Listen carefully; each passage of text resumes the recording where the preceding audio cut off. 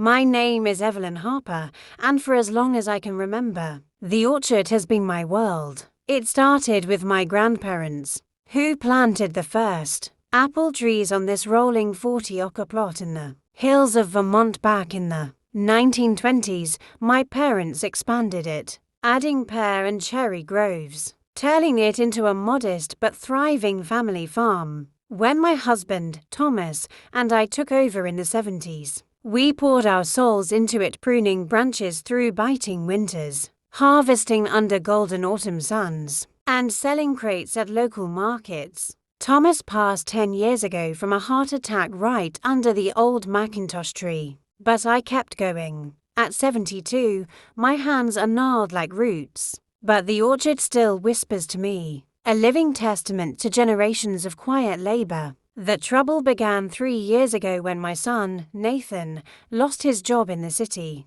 He was a software engineer, always chasing the next big app. But the market crashed, and so did his startup. His wife, Sophia, a graphic designer, freelanced sporadically, but their lifestyle fancy cars, weekend getaways had them drowning in debt. "Mom, just for a bit," Nathan had said over the phone, his voice cracking like dry bark. "We need a reset. The kids could use some fresh air."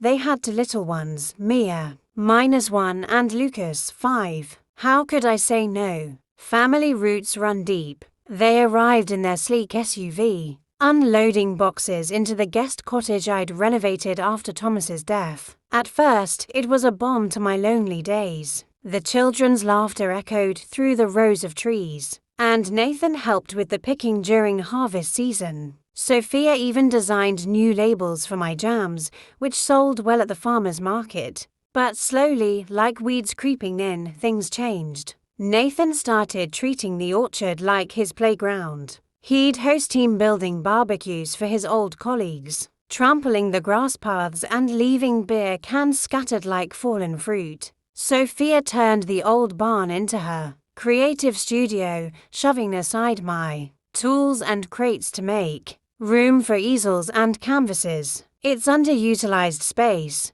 Evelyn," she'd say with a bright smile that didn't reach her eyes. "We can modernize this place, turn it into an agritourism spot. Think glamping tents among the trees." I bit my tongue at first. The orchard wasn't a resort, it was a working farm. But Nathan nodded along, his eyes lighting up at the idea of monetizing it. "Mom, you're getting on in years. Let us handle the heavy lifting," his words stung, implying I was frail, obsolete. The kids ran wild, picking unripe apples and leaving them to rot, while Sophia snapped photos for her Instagram, captioning them "Farm Life Vibes #blessed." The silence from Nathan, my own flesh and blood, hurt most. He'd watch Sophia rearrange my preserves shelves or Nathan park his ATV right on the root beds and say nothing, just a shrug, a mumbled "it's fine." Mom, I raised him better, or so I thought. Thomas and I had taught him the value of the land and the rhythm of seasons, but city life had eroded that. The breaking point came on a warm September evening, the air thick with the scent of ripening pears. I had spent the day ladder climbing, filling baskets for the market, exhausted but content. I settled on the porch swing with a mug of cider, watching the sun dip behind the hills. The screen door banged open and Sophia strode out, Nathan trailing behind with the kids. "Evelyn, we have been talking," Sophia announced, her tone clipped, like she was in a boardroom. "This porch is perfect for a yoga deck. We could host retreats and charge $200 a head, but your swing is in the way, and honestly, at your age you should not be out here alone. Go inside, rest. The orchard is ours to innovate now." The words hung like frost on leaves. Ours. This land was deeded to me, worked by my hands. I looked to Nathan, waiting for him to correct her too. "Say no, Soph, this is Mom's home," but he averted, his eyes scuffing his boot on the wooden planks. "Yeah, Mom, it's for the best. We are thinking of the future, the kids' inheritance." Inheritance, as if I were already gone. A cold fury bloomed in my chest, not hot anger, but the steady chill of winters. Approach. I set my mug down carefully, the ceramic clinking like a gavel. Without a word I stood my joints protesting and walked inside, not to sulk but to act. In my bedroom I opened the old oak desk drawer where Thomas kept our papers there. It was the deed, crisp and official, naming me sole owner, no leases, no shared titles, just my name, Evelyn Marie Harper, below it bank statements, utility bills, all in my account for 3 years. I had covered everything, electricity for their cottage, water for the irrigation they wasted on Sophia's flower beds, even the internet they used for business development. I did not sleep that night. Instead I made calls. First to my old friend, Harold Jenkins, a local attorney who had handled farm disputes for decades. "Evia, what is wrong?" he asked, his voice gravelly from years of pipe smoking. "Family squatters," I replied flatly. "I need them out." He did not judge. "No lease, easy. Notice to vacate 30 days, but are you sure? Blood's thicker than water. Water freezes, Harold, and so has my patience." By morning the papers were drafted. I signed them at his office in town, the pen gliding smoothly over the lines. His assistant, a young man named Tyler, would serve them that afternoon. "Professional, no fuss," Harold assured. I did not go home. Instead I drove to the Maple Leaf in a cozy bed and breakfast run by my childhood friend Leela. "A room for a month," I said, handing over my card. The inn overlooked a lake, its rooms filled with quilts and the scent of fresh bread. For the first time in years I breathed freely, unburdened by entitled footsteps. That afternoon as I unpacked, my phone erupted. Nathan's number flashed. I let it ring, then answered. "Mom, what the hell? Some guys here with eviction papers. Sophia's freaking out." "Read them," I said calmly. 30 days to leave. The orchard is mine. Your innovations end now. But we live here, the kids. Find a rental. I cut in. "And the utilities suspended by noon tomorrow. Pay your own way." Sophia's voice shrieked in the background. "This is insane. We're family. Family respects boundaries," I replied. "You crossed mine." I hung up, my heart pounding but steady. Next I called the bank. Freeze the joint account access, suspend linked cards. Thomas had set it up for emergencies, but they'd abused it. Charges for Sophia's art supplies, Nathan's gadgets. Then the utility company temporary shut off for maintenance. By evening the cottage would be dark, the irrigation dry. Sleep came deep that night, the lake's lapping waves a lullaby. I dreamed of bare trees ready for new growth. The next day brought a barrage of texts. "Sophia, the power's out. How do we cook?" "Nathan, Mom, please, let's talk. This is humiliating." I ignored them, instead walking the inns trails, the crunch of leaves underfoot reminding me of harvest paths. Leela joined me for coffee. "Evia, you're glowing. What's the secret?" "Pruning dead branches," I said with a wry smile. Clara arrived unannounced that evening. "Wait, no, Nathan and Sophia." They pulled up in their SUV, the kids in tow. Leela let them into the common room, but I met them there, composed in my cardigan and slacks. "Mom," Nathan started, his face flushed. "This is overkill. We were helping modernizing the orchard." "Helping," I echoed, "by turning my porch into a yoga deck, dismissing me like an old relic." Sophia crossed her arms. "You're being dramatic at your age." "My age has wisdom you lack," I interrupted, "and silence, Nathan. Your silence when she spoke to me like that, it's complicity." He shifted uncomfortably. "Soft means, well, we're building for the future. Your future on my land." I slid bank statements across the table. "Look, 20,000 in charges over 3 years. Art classes, tech, toys, vacations, all while I paid the bills." Sophia's eyes widened. "That's investments in our brand." "Brand," I scoffed. "This is a farm, not a hashtag." The kids fidgeted, sensing the tension. Mia tugged Nathan's sleeve. "Grandma, why are you mad?" I knelt, my voice soft. "I'm not mad, sweetie. Just setting things right, like when we prune trees to help them grow stronger." Nathan's shoulders sagged. "Mom, if we leave we'll be homeless. The debts." "That's on you," I said firmly. 30 days, use them wisely." They left defeated, the SUV's taillights fading into dusk. Harold called the next day. They've lawyered up some city slicker claiming adverse possession or emotional distress.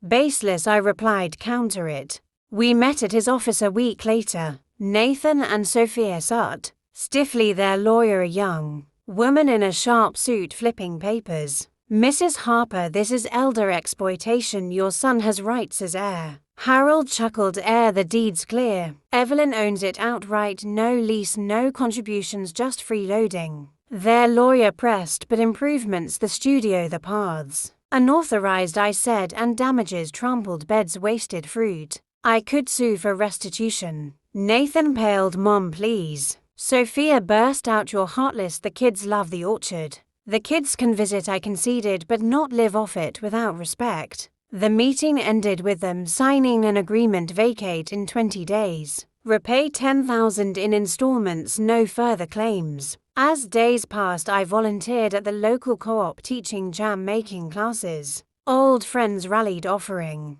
help with the harvest. Nathan texted apologies, but I responded sparingly, actions not words. On day 20, Tyler oversaw the move. The cottage emptied, the barn cleared. I walked the rows alone, the trees whispering welcome. Now at 73, the orchard thrives. I hired a young couple as helpers, respectful, hard-working. Nathan and Sophia rented. In town, he's job hunting, she's freelancing steadily. The kids visit weekends, helping pick apples, learning the land's lessons. Mia asked once, Grandma, why did we have to leave? To grow, I said, like trees after pruning. The silence that once betrayed now heals. I've reclaimed my roots, stronger for the cut. I can still feel the rough bark under my fingertips, the way the apple trees seemed to lean into my touch as if they knew me as well as I knew them. My name is Evelyn Harper, and the orchard has been my lifeline for over 50 years. It began with my grandparents, immigrants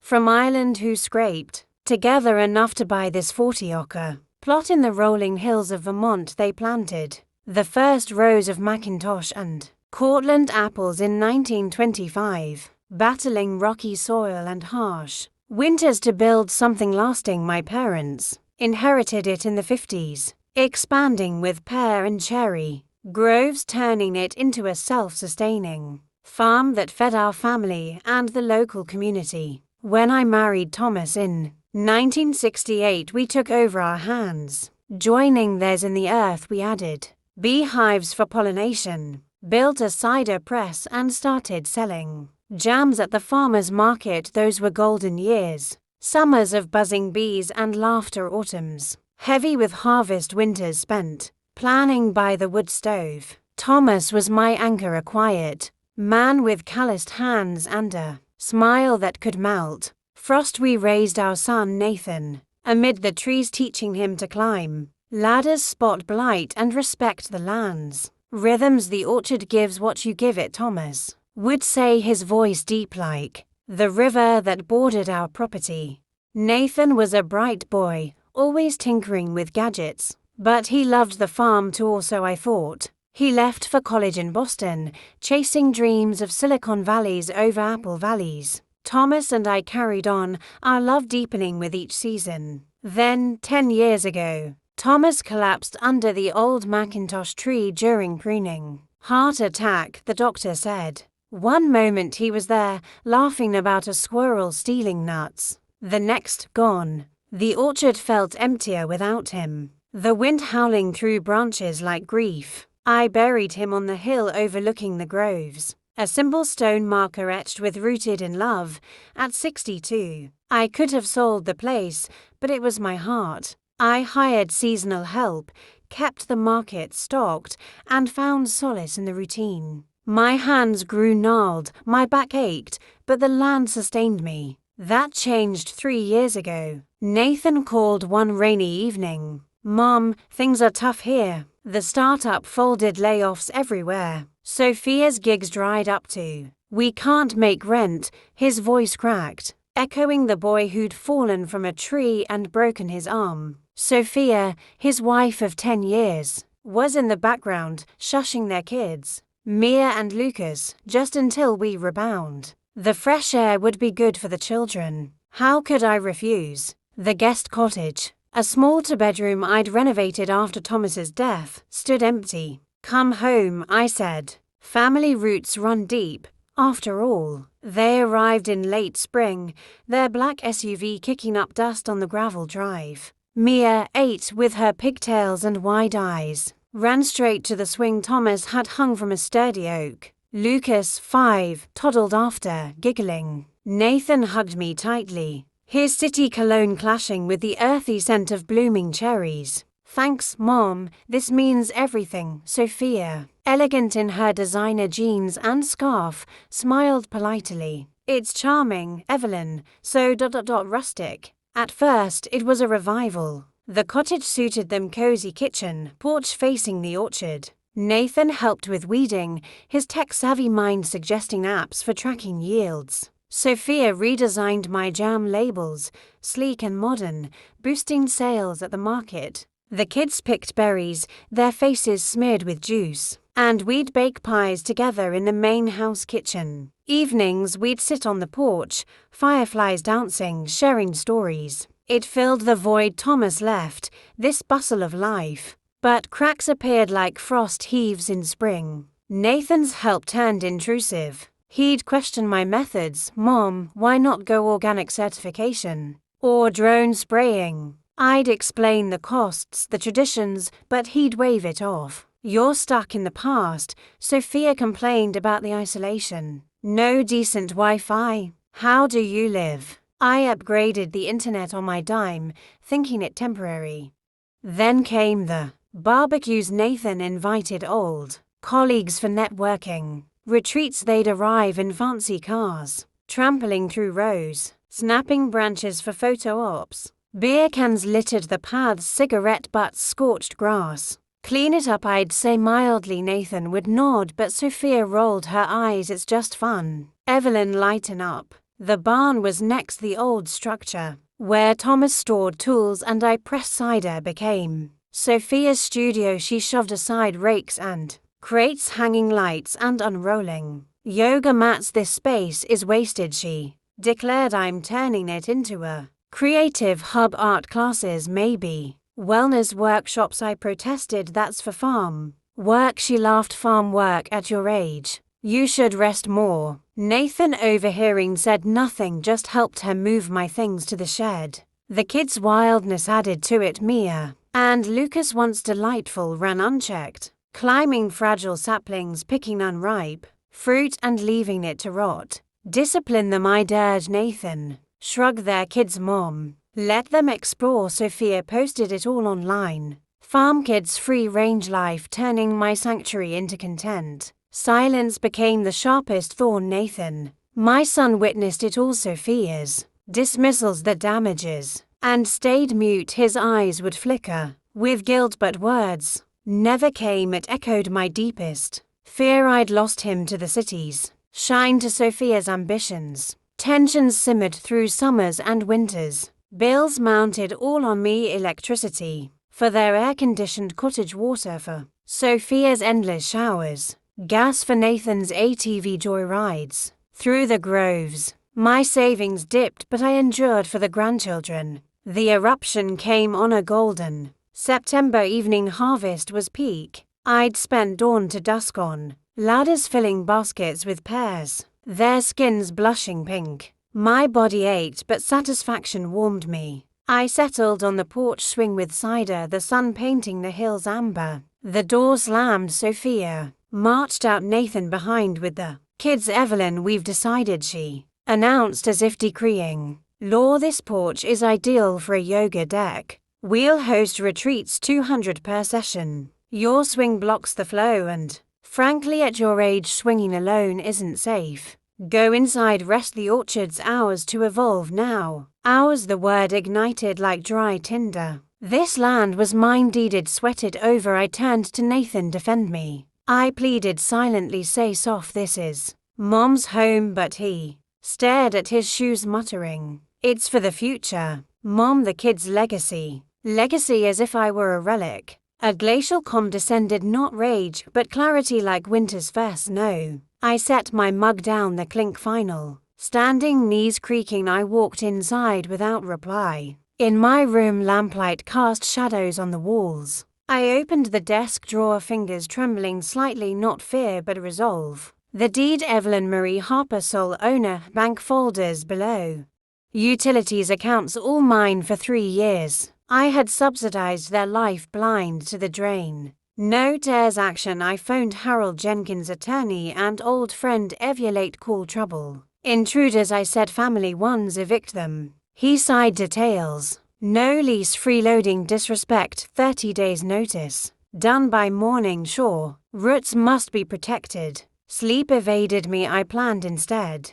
Dawn brought Harold's email papers ready. I drove to his office, a quaint brick building in town. Signing felt liberating, each stroke severing chains. Tyler, his assistant, would serve them, crisp suit, no drama, Harold said. I didn't return home, the maple leaf inn awaited Leela, greeting me with a hug. Room with lake view, she said, unpacking, peace settled. No ATV roars, no entitled voices. Phone buzzed by noon, Nathan, mom, eviction, what madness. Read it, I replied evenly, 30 days, utilities off tomorrow. Sophia yelled behind, cruel. Respect isn't cruel, I said, hung up. Bank next, freeze cards, suspend accounts. Revelations, 25,000 in charges. Sophia's retreats, Nathan's gear vacations. Utilities shut off for repairs. In dinner was roast chicken, lake glittering outside, freedom tasted sweet. Texts flooded, power out, water low, humiliating. Ignored, I walked trails, leaves crunching.